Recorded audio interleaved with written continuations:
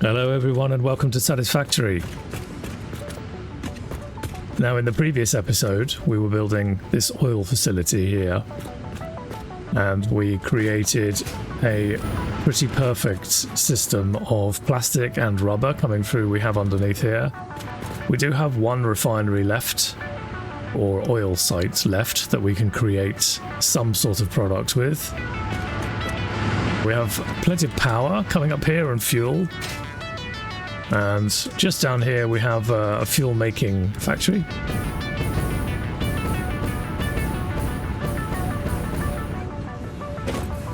And so here we have the fuel factory. It's creating plastic containers here, and then leftover runoff fuel from the power plants up here are coming into a packager, which is basically storing up some fuel. This is going to be distributed to our truck stations.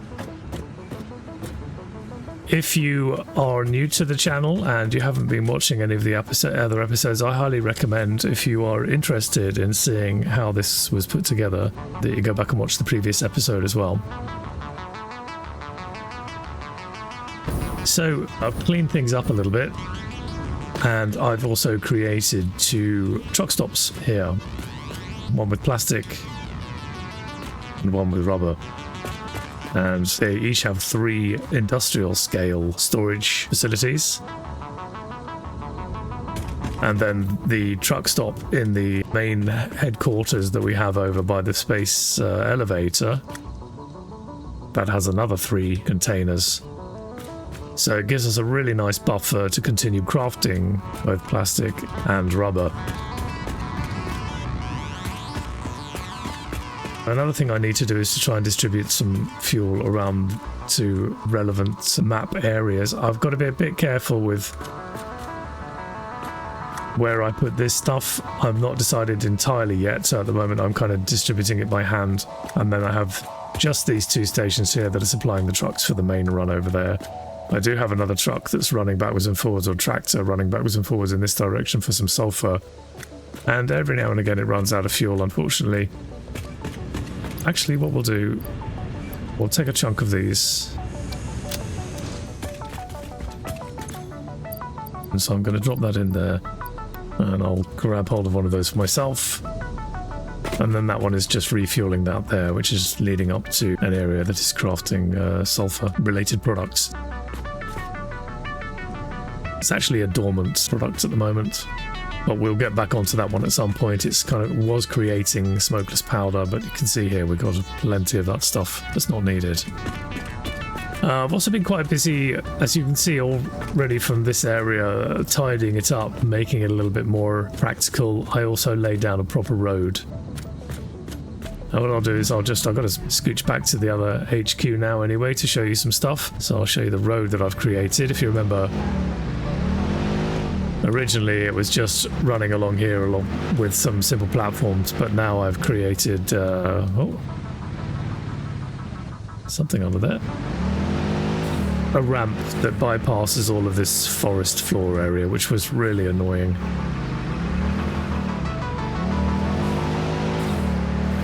And you can see here our tractors are working hard on their routes. I've hidden the markers on them for now.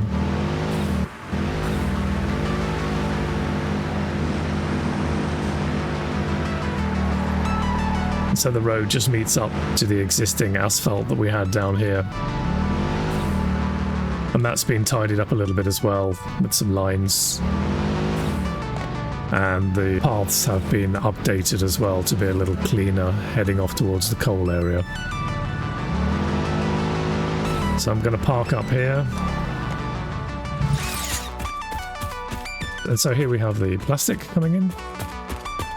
And we have the rubber coming in here. And then at the top of this structure, if I run up there, see if the jetpack can get me. Here we go. So we have a very large quantity of rubber coming in there. This is for these 3. Basically it's coming from downstairs, feeding into there, which is then feeding into here, and then that one's feeding into there. Then the end result will be here as well, that I can pipe it out. Let's just put a belt there so we're ready. And then the same on this side with the plastic. And again, I'll just pop a belt here so that we can come out. So now wherever I choose to deliver that plastic or that rubber, it should be a fairly constant and nice heavy flow of that. We need to make computers, so this is quite important. So that's basically what our oil work from the previous session was all for.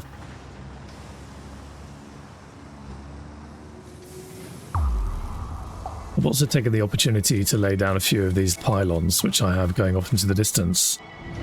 And I was able to find some SAM ore, which is this alien technology ore that I had trouble finding previously. And I've now been able to do some research that gives us some slightly more funky technology to be playing with. I'm going to go over and take you over to the SAM ore so you can get a look at it. And I'm going to utilize this great zip line to do so.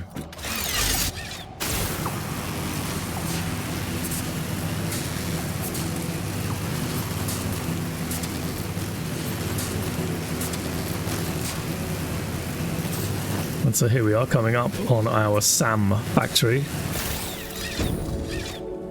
It's a very simple setup at the moment. Eventually I would like to get it connected by road, and we will head back over to the distance with our main hub.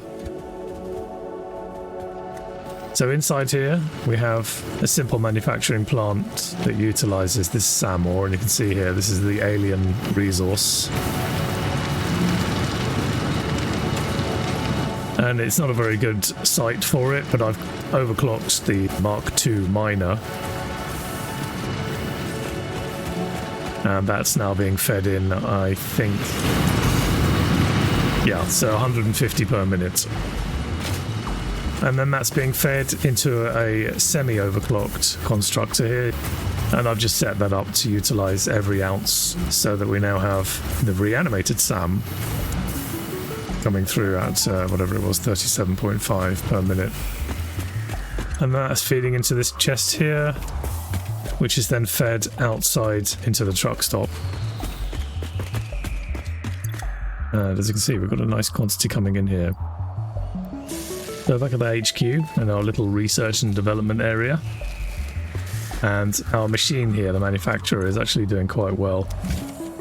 It's overclocked and we have a fairly decent amount of resources coming through that I'm feeding as I'm crafting in random locations. Down here we're doing the circuit boards, which again I just have to supply there, but ultimately we're going to want to get this plastic and copper sheeting done over in that direction. This setup that I have running here, which is circuit board and then computer, is what I want to try to create over where I was mentioning before on top of that building, where we can combine stuff from the copper, from the plastic as well, and then the other resources. But this thing's doing alright. It's spitting out a fairly decent amount of stuff, you can see here. I've been making a few heavy modular frames, and then the computers as well. And the computers are, well, I mean, considering the machine is just kind of pottering along doing its own thing while I'm doing other stuff, it's doing pretty well. It's allowed to do us a few extra upgrades and stuff. Which brings me on to the next subject, which is the upgrades that we have waiting.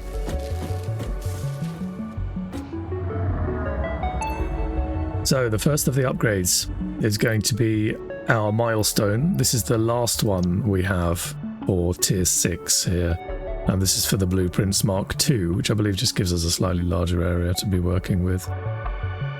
So we're going to complete that one. We have everything else, just the modular frames that we required, so I'm going to add those.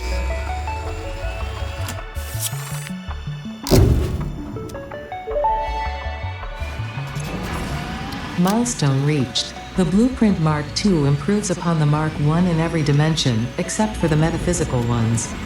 This improvement was made available due to complaints from pioneers about other pioneers not being capable of managing their space efficiently.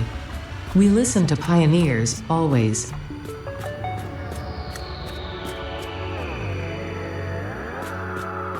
We're ready to go with the space elevator, and this will bring us to the next tier. So this is a big thing for us here.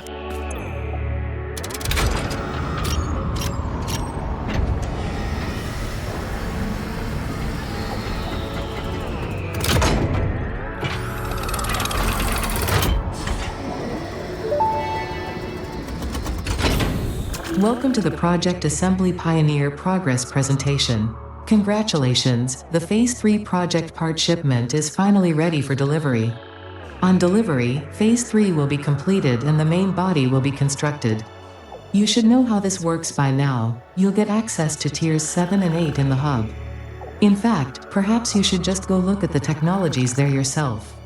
It's all laid out so that even a monkey could understand it, so you should have no issues. Speaking of which, I don't think you need a reminder about project parts.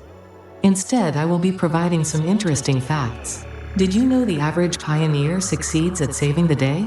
Did you know the average pioneer knows how to optimize pipe throughput? Did you know the average pioneer stays late at work because they care about humanity? Anyway, I thought you might want to know more about your peers. Good luck in Phase 4. Okay, so here we go, Phase 3.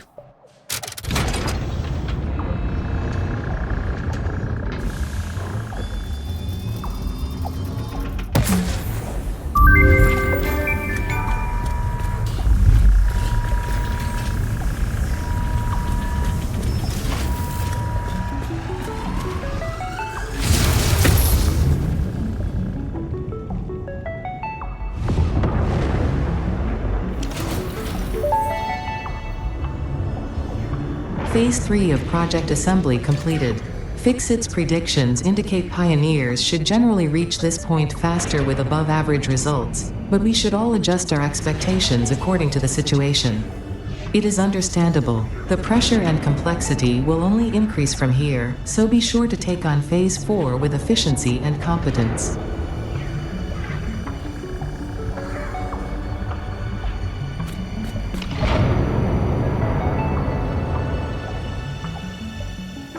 Okay, this is awesome. So we're going to get access to nuclear power now, and that means we're also going to have to prepare ourselves a little bit beforehand. We need the radiation suit so that we can go and find the deposits, but it also means that we should be able to unlock some really cool toys now. Here we go. So we have the Hoverpack. This is really cool, the Hoverpack. Works in the same way as the jetpack, but it does require you to have power cables nearby. Bauxite is, I think, probably the first thing we're going to have to deal with here, as well as the hazmat suit. I can't make this. I have a few of these, but I can make this. We have that, plenty of that. But I do need bauxite to be able to make the aluminium casing here. And I believe pretty much everything else is going to start depending on that as well. So I'm going to select that as the milestone. I believe we still have, we have another 5 minutes before we can start collecting the various bits for that. There we have it. So we're on the next phase, Phase 4, and we have lots to do. And for those of you who are familiar with the game, you may be wondering why I haven't started using the trains in the game yet. I do intend to do that, but again, as you know, trains are absolutely enormous. For those that are unfamiliar with the game, I will just show you very quickly. If I go to transport here, the train station itself is it's a very large modular-based system.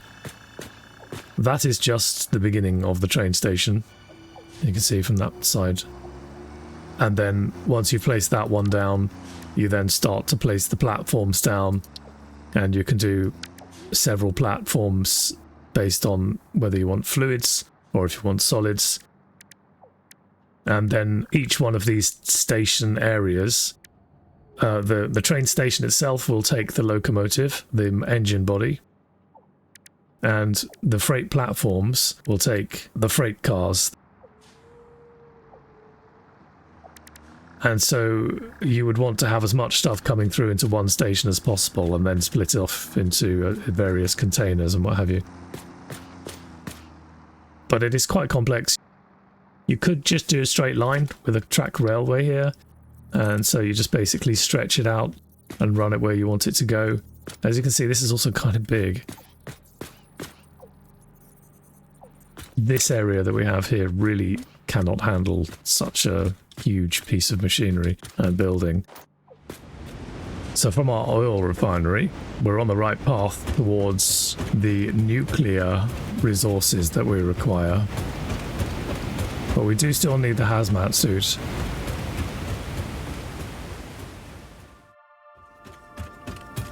And so this is where I'm going to set up a simple aluminium forge that will process this nicely for us, and then we can start hopefully aiming towards some of the resources required for the next level. So here we go. We've got plenty of bauxite here, so I just need to run some power and then get this little area set up into a proper little foundry. We have to take water into the refinery. We have to feed bauxite from the mine into the refinery. That goes out and creates a liquid that is then put into another refinery, and then that is processed into aluminium scrap, which then allows us to, with silica, create the aluminium ingots. So right now I'm just setting up the second of the refineries and piping it up, and then we'll connect it into the main building. So here we have another little transport going on from our coal site just here, which was going down to our oil refinery. But now I've split it and it's headed up with a little road, and that's headed over to our bauxite.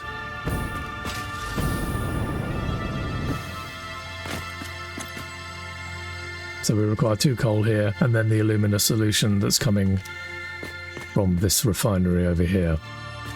Now I just have to take the coal that should be bought in here and connect it up to this machine, and then we will have, I believe we have wastewater that we should be able to recycle around and connect into our current water supply here.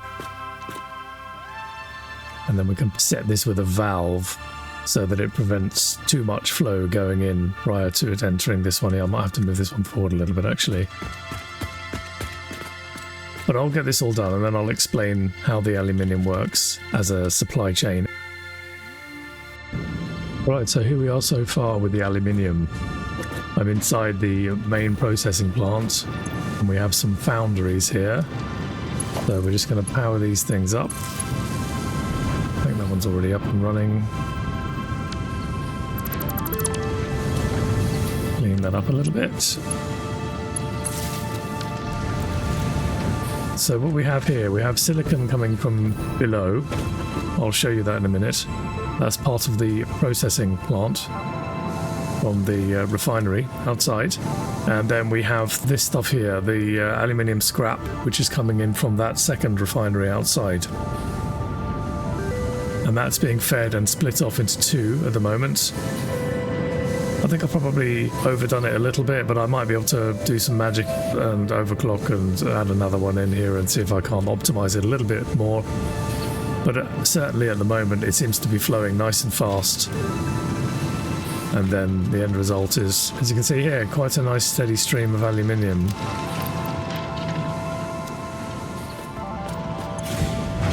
Outside we have the second refinery that's producing the aluminium scrap. And that has a byproduct of water here, 150 per minute. Now, at the beginning of our process, we are using 450 water per minute coming from this pump here, being fed into this machine here. And then that's coming out a 300 per minute solution.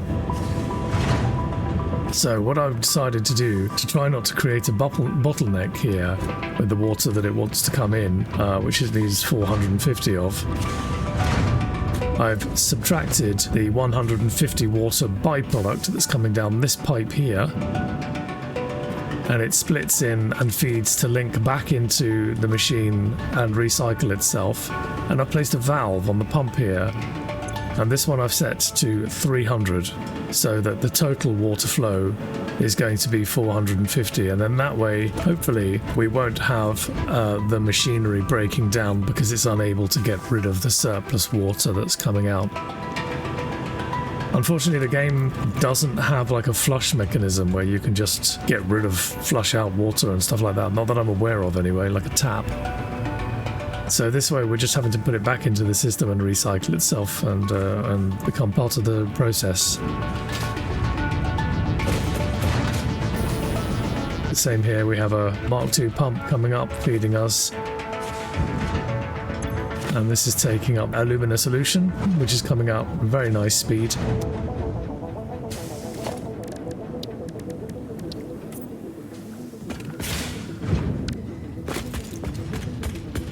And there we have it. The product coming out of the refinery here is the aluminium scrap, which is what we want. So it's quite a process to get this done, definitely, just to get that aluminium scrap. And even then, we require the silica, which is a byproduct of this refinery down here, and there it goes into that storage. I'm not sure if the flow is going to be enough to produce enough silica to match the amount of aluminium that's coming in here, the scrap that's coming in here. But we do have silica in other areas we can possibly transport from other areas to assist us with this aluminium. But for now, at least we actually have a decent supply of aluminium ingots. And then I guess I shall also put a constructor up that can then turn those aluminium ingots into various components. Yeah, aluminium casings. But this is what we need. This is what we're after. There we go. And then we'll just put a simple container down here.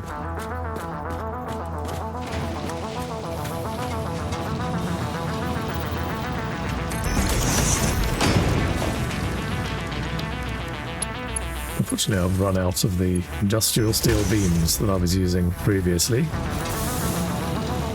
But this is great, there we go.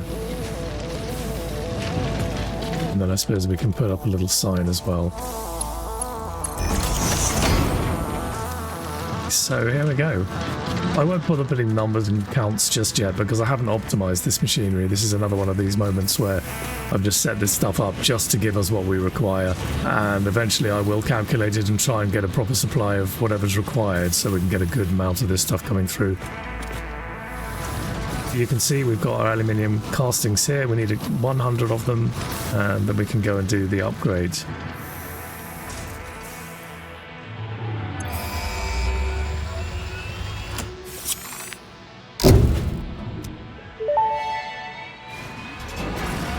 Milestone reached. The hazmat suit protects the wearer from radiation by consuming iodine-infused filters.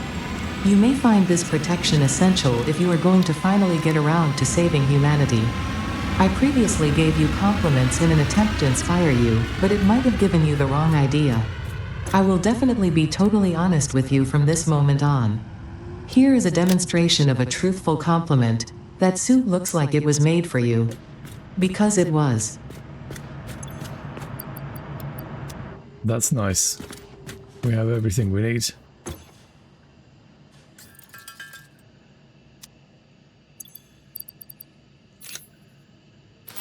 This is awesome. Excellent. So we're now protected against radiation, which means we can pick stuff up and not die very quickly. Anyway, our next upgrade. I think with the logistics and the Hoverpack, as useful as that is, what do we need? Yeah, we're going to need quite a lot of things. That's not too bad. That should be manageable. So I think we're going to select this one to begin with, because then we get the blender as well. Okay, I will continue on this, and then I'll bring you back as something interesting happens.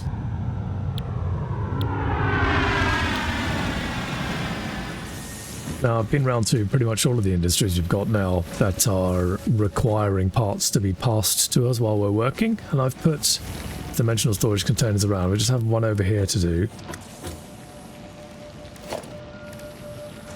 So I'm going to pop that one up now, but while we are here, we also have a dilemma with the aluminium that we were working on, which is quite some distance away. Well, I'll just point to it. So the bauxite we are using is over here.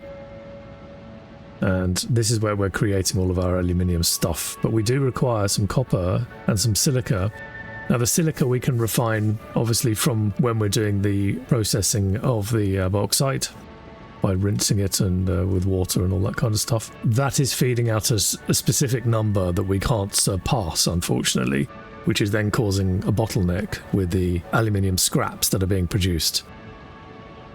So the only way to get around that is to try to transport some additional silica from another location, which is what we're going to do. We're over here now.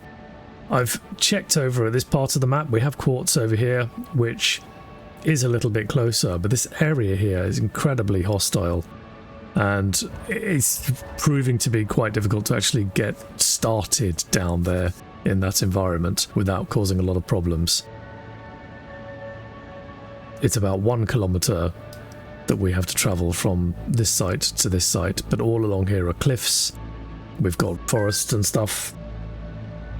There's also a significant hostile environment as well, with radioactivity, very large spiders, that kind of stuff, making it very complicated for us to do. So for the moment, I will utilize the road system that we have from our main base here. We can drive all the way across to meet up with our oil refinery here, and then from there I can create a small road system that comes up and meets up to here. So it's actually not much we would have to do to link the road system together, and then I would also have to create a small road system from over here that links up into our main factory. So it's a little bit messy, a little bit dirty for the meantime, but I think it's going to be easier because we have an industry set up and ready to go here. So what I'm going to do is turn this particular mine into a proper fully operating factory with a far more optimized system in place. We have an impure one there. I believe the other one is also impure as well. I would prefer for it to be of a higher grade, so I may swap it around if this one... No, okay, so this is impure as well. So what we will be doing with this one is boosting it, maximizing it. I've done the calculations, and I think we need 250 per minute, if I remember correctly, coming from here. We have 37.5 at the moment.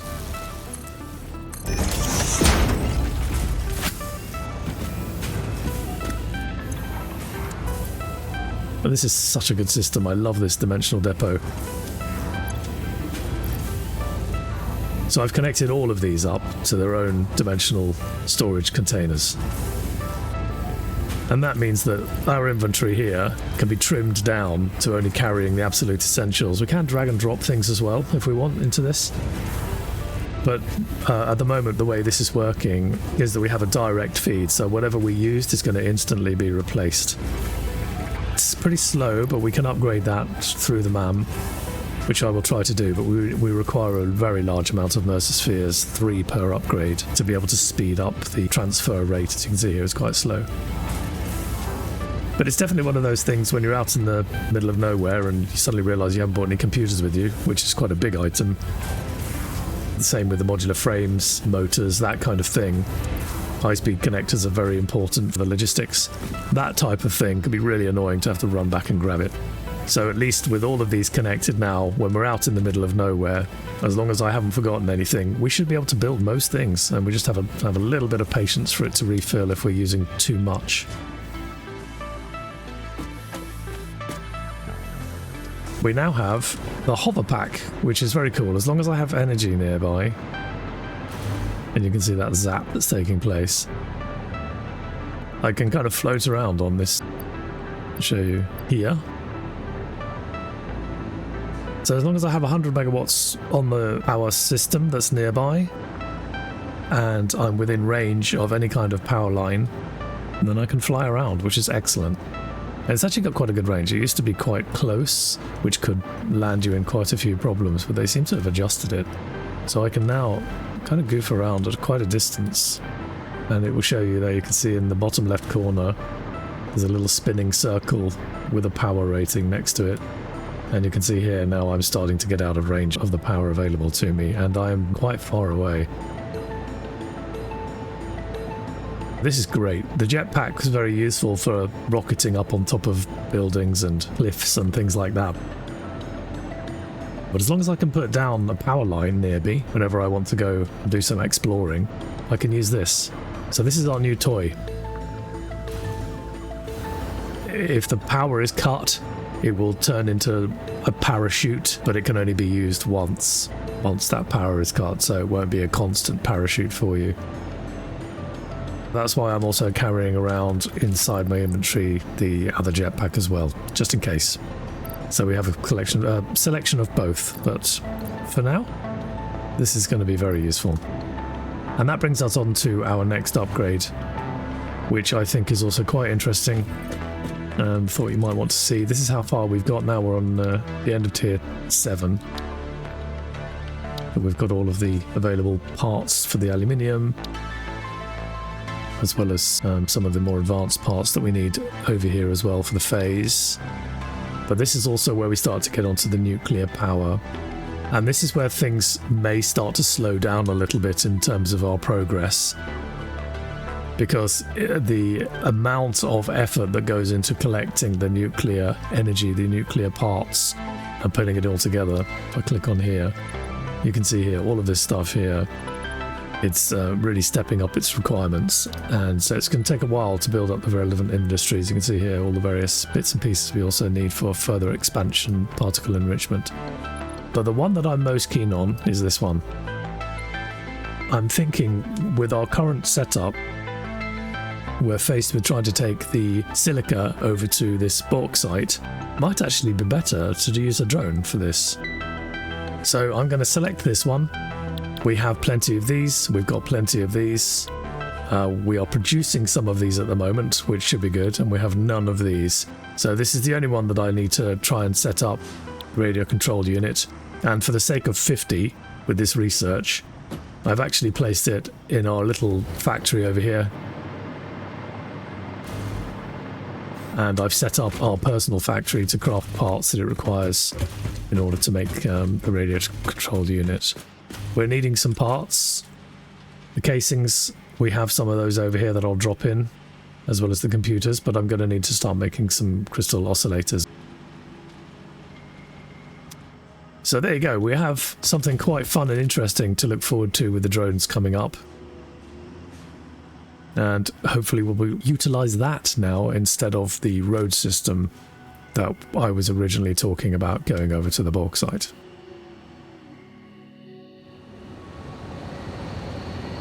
With this particular crystal mine that we've got going on here, as it's impure, we are having quite a limited amount of production coming from here. So what I've done is I've overclocked 3 machines to use exactly the right amount of the raw quartz that's coming through. And that will be converting it into 84 per minute.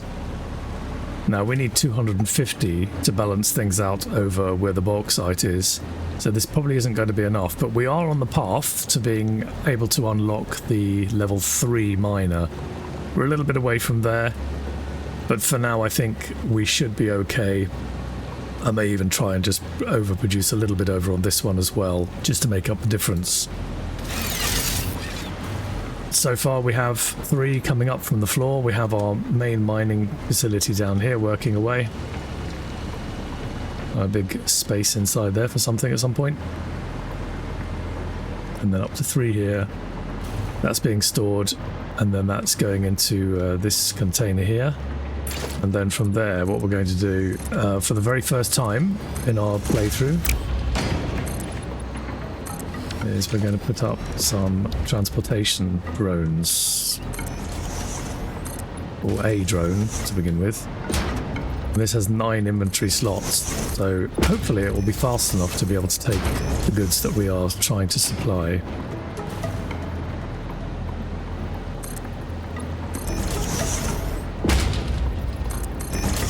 And then we'll have this one coming up through the ground.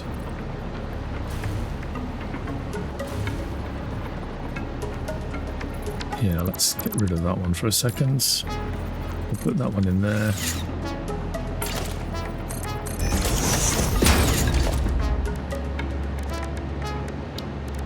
Let's go to our drone port, which is quite big. Now we're going to want that one to come up through the floor and out into the drone port area, so I guess maybe here. We're also going to need to supply it with some fuel on the other end. It says it'll take all types, so we should be good. So we have our output and our input. Output we don't have to worry about with this one. Input we definitely do. That's going to be quite close to that square coming up there. Let's just lock that in place for a second. Yeah, it's a bit of an overlap, but I think that looks kind of cool. I think that should work.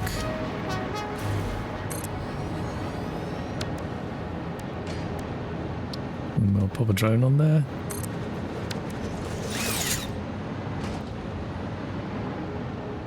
So we will come up through the floor over here.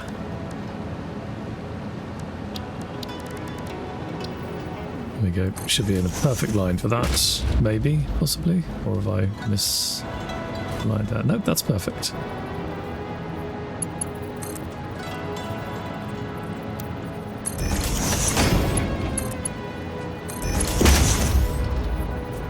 And then up through the floor here.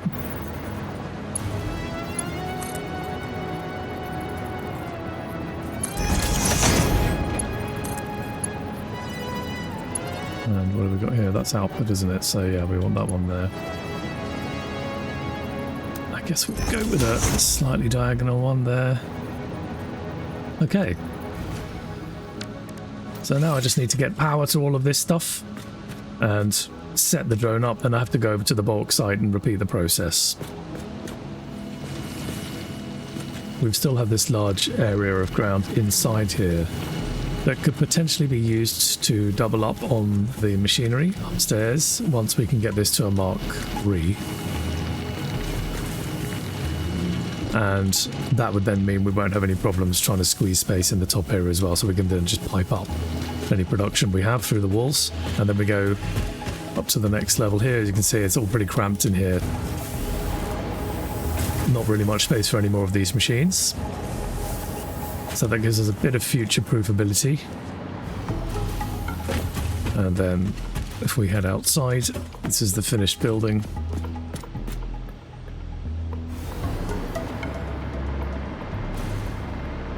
And then we just pop up to the top here, and you can see we have our drone now set up. It's powered up. And we are full of the materials that we require, and I do believe that it's full as well. Its inventory is full. And so now I need to go over to the bulk site and set up a mirror of this drone thing at least. I don't need to worry about any of this stuff. And then we should have a nice supply route of the almost enough of the silica to help us continue with the aluminium construction. It's looking pretty good. Actually, you know what, let's get a light up here, shall we? I haven't unlocked the floodlights yet, but I should really. I just want to give this a little bit of life. I'd say maybe there.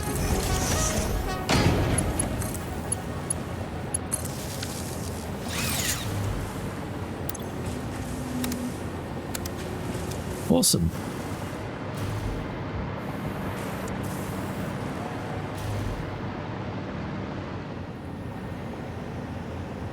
Well, finally, after many, many hours, I have managed to put a fairly, I would say, efficient aluminium industry. We only have one bulk site here. We have had to split it off into several different industries. Aluminium is quite complicated. So initially we have to take water and we have to feed it into the refinery, and we mix that with the bulk site itself. So the bulk site comes in with water coming in. We have our alumina solution and then our waste silica. The waste silica is being piped under the building, and that's then fed through this up into the main industry. Now this one over here is not actually anything to do with the aluminium per se, but it is a very important part of creating batteries, which we need in order to use the drones. I'll show you the drone. We've finally got it up and running. So here we have the drone. It's come in now, it's landed, and it's bringing silicon in from our silicon refinery, which is over there somewhere. I've talked about setting up a tractor or something to bring goods across, but I decided to settle on the drone instead. It seems to be fairly relaxed in terms of quantity coming in. That's partly to do with the fact that part of the battery creation, this is the byproduct, or rather the battery products coming up through from over here, the amount of silica that it's bringing in, I think, is more than we actually require over here. So it's possible this is going to be slightly out of sync at some points, and I have to check on it occasionally. As long as the silica can be consumed, then this should continue to flow well enough. Another thing that is bringing in silica is this one over here, which is assisting, there you go, you can see here, it's assisting the battery construction. But I won't distract from that too much while I talk about the aluminium.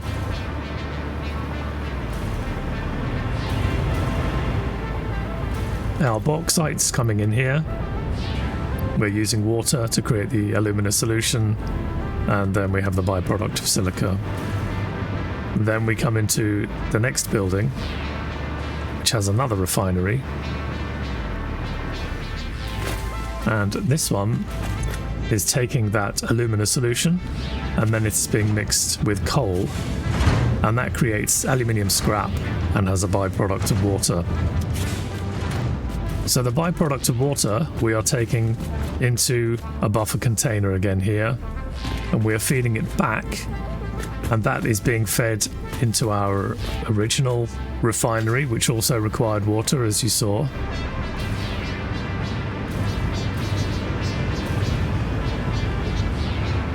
So you can see here it requires 450 water per minute.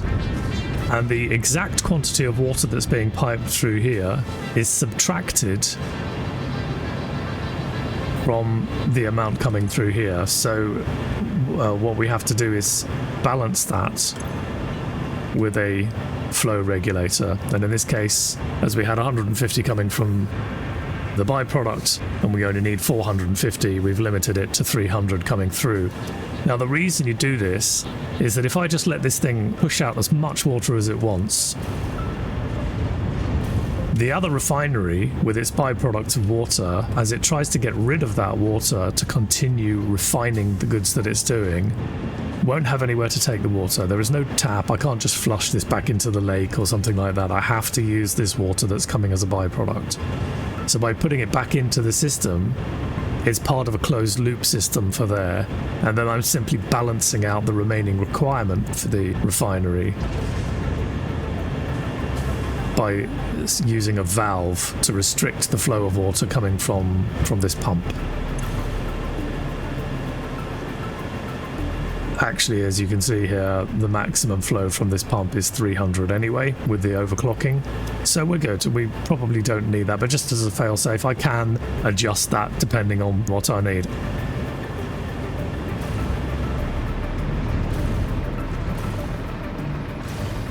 Once the aluminium scrap has been produced, that is then fed through the wall here into the main aluminium factory. I can show you here our numbers we're talking about here, 300 aluminium ingots per minute, which is pretty impressive from that machine. So we come through here, and then, as you remember, the silica byproduct was passed through the floor underneath. That's coming up into this container here. It's also connected to our drone above to give us the extra that we require. And because we're using so much of it, you can see here it's kind of backed up a little bit here. And in fact, yeah, that's probably full. So what I'll do, I'll upgrade this here. And I've connected a sink. It's not going to give us very much. You can see here it's really trickling away very slowly. But this is the perfect way to get rid of byproducts that are causing a bottleneck in the system. And the speed of the belt can be used to kind of jiggle the quantity that you might want to restrict going in there. With this particular belt, we are running, I think I'm using the Mark IV belt here, so 480 per minute is being blasted through there, which is going to make a bit of a dent in this one. It's not showing it too much because the drone system upstairs is immediately feeding back into this, as well as the outside refinery as well. So this will slowly tick down. It was a minute ago. I came back here and it was sort of down here somewhere, so it just started to run out, and I don't want that. I'll put it on, maybe actually I will change this to a Mark III belt. A little bit slower. that should allow then for at least the aluminum to maintain its flow. So then we come on to the main aluminium scrap. And this is being fed into a foundry, which is taking the silica byproducts and then the aluminium scrap, and it's creating aluminium ingots. And that is creating 150, is overclocked to the maximum on this one. Having done the maths outside of our aluminium scrap production that we have, I'm able to, 450 is the amount that we're actually spewing out at the moment. So I'm able to take that with the silica that we have, and I can create quite a large quantity of aluminium ingots. And then those aluminium ingots are being sent through into a main storage chest, and you can see here plenty of aluminium ingots, really, really good stuff. In fact, I'm going to take one of those. It's not probably necessary, but I think I'll put it in here in case there's some research or something that's requiring aluminium ingots. That's then being fed, just for the sake of it, rather than building a second floor, but specifically for this machine, into a constructor which is creating aluminium casings. That one is semi-overclocked to use half of the aluminium ingots that we are creating, and it's outputting 100 per minute, which is a fairly respectable number. And then that's being fed into this container, and that is also being bled off into my rather useful dimensional depot, which should be listed here somewhere. Here we go. And every time I use something from away, it'll give that. Then additional casings are being sent through the wall here outside, and they're being sent into our battery construction, which is 50 per minute, which is pretty good. I mean, this is overclocked as well, maximum speed. So we're kicking out 50 batteries. We also have a byproduct of water here. And this is where we're using the other refinery. Here are our casings, but our other refinery is this one over there. And this one is creating the alumina. Well, I'll just show you what I've got it set up at the moment. I don't think I've actually overclocked this one. No, I've underclocked it slightly so that we don't have too much stuff coming through. So we have a silica byproduct here as well. That's added to the other one we had there along with the drone. We have our alumina solution here, which is what we're using for the batteries. And our water that this requires is 150. So as we have 75 coming out from as a byproduct from the batteries, that's being fed once again into a closed loop. And then we have a valve here with another 75, which is picking up the slack so that we don't create a water bottleneck in here and then grind the machine to a halt, because it will stop working if it gets one of any of the industry products in excess, and then the whole system will come grinding to a halt. So it's a bit of a balancing act. I think we're good here. Yeah, it's just taking a little while to do. So yes, that liquid is then being piped through the wall here and is assisting with the batteries. And then on top of that, we have an additional industry as part of the batteries, which is the sulfur. Now the sulfur has a bit of a journey.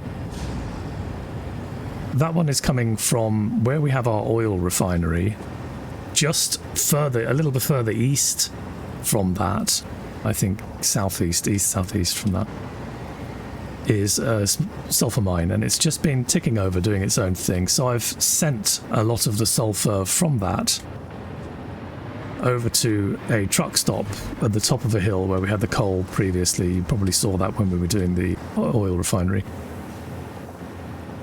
And that's sent up the cliff edge into a truck stop, and then we have a truck that's bringing it and delivering it over here. And then from that container, we are feeding it into another refinery. And this refinery is pure sulfur and water. This is a nice simple one for us, fully overclocked. This is producing 125 sulfuric acid per minute. And that again has its own water pump to assist it with that. We have no byproducts coming from this one, which is great. So that can just sit there and churn out as much as we possibly can. And the 125 that it is producing in there, I believe, if I'm not mistaken, with this overclocked, yeah, we're using 125. So we're maximizing our production for batteries from this particular factory. And then aside from the factories that are being sent up to our drones, when we start getting too many, that will then buffer into this storage chest here. So there it is. It's been a hell of a trip. I have spent very, very many hours on this. It might be that this video will be a little bit late being released because of the amount of hours of work has gone into this, but I'm pretty happy with the end result. We have a quite interesting looking factory. We've got some new unlocks for the aesthetics of it, including the glass roofs, which I think is kind of cool. I should have also mentioned before, we didn't have enough bauxite from the mine that we have already in this area that we're pulling from, which is doing the aluminium ingots. We didn't have enough of it for the sulfuric acid. So what I had to do was a very untidy bridge. I decided just to use a belt. It's rare that I'll do that.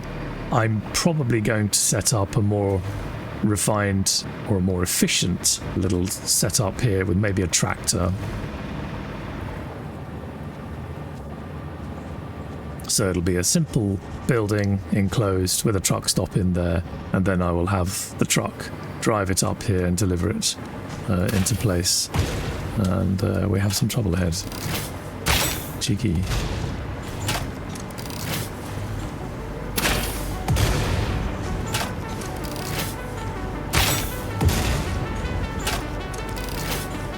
Pretty tough things, these things.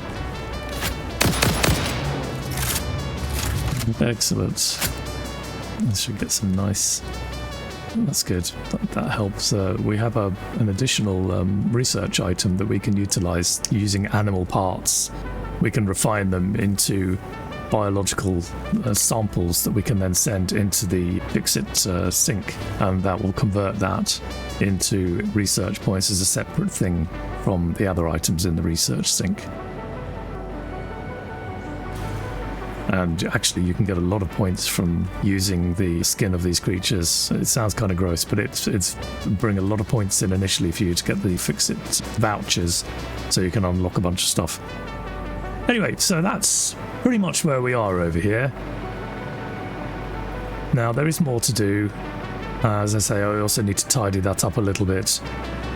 But as far as the aluminium production goes, as far as actually getting a drone up and running now that we can deliver goods to, and also, of course, by having batteries now, which this is helping to create, we can now have more drones that we can start using in some of the more out-of-the-way areas, instead of having to spend a lot of time building factories and stuff in areas that are very inhospitable. We could perhaps start to just use some drones and bring them and ship them into a slightly better area for crafting and stuff. So there we are with that one. I hope you like it. I hope you found it slightly useful. Now there is one last thing I wish to show you, and I'll bring you right back, and then I think we will call this episode. And so here we are. This is the final thing I wanted to show you for this episode, which is to unlock the advanced aluminium production.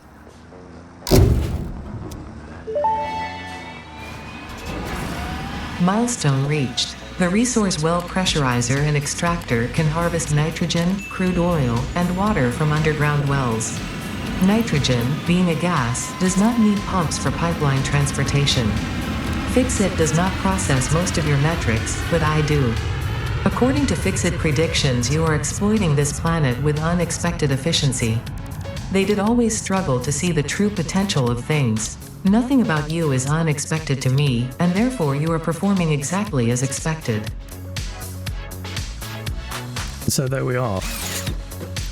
I can show you what we've just done here. This is what we've unlocked. This is another level of the aluminium production, and I figured that it would be better to get this out of the way as we've already begun aluminium than to jump onto nuclear power, which I believe is going to take quite a lot of effort to get into the nuclear power, especially with some of the things that are required to actually unlock it. So as we're already on the aluminium, we will then get ourselves to the next level of aluminium, give us a bit more, I think possibly more efficiency with aluminium production. We shall see. So I hope you've enjoyed the episode. Sorry if this one has dragged on a little bit, and I hope it's not been too confusing, but at the same time I hope it's been helpful for those that maybe are dabbling in wanting to understand how drones work, and also the balancing act really that aluminium actually has. It's very similar to the oil situation, but a little bit more involved on the aluminium, and I suspect it's going to get worse from here as well. So I'll look forward to seeing you in the next episode, and until then, bye bye.